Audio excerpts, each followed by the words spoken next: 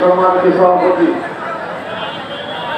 আজকে আমরা নির্যাতিত নিষ্পীড়িত হয়ে আজকে আমরা দ্বিতীয় অফিসের সামনে উপস্থিত হয়েছে ভাইরা আমার। আজকে এই ভাষা যদি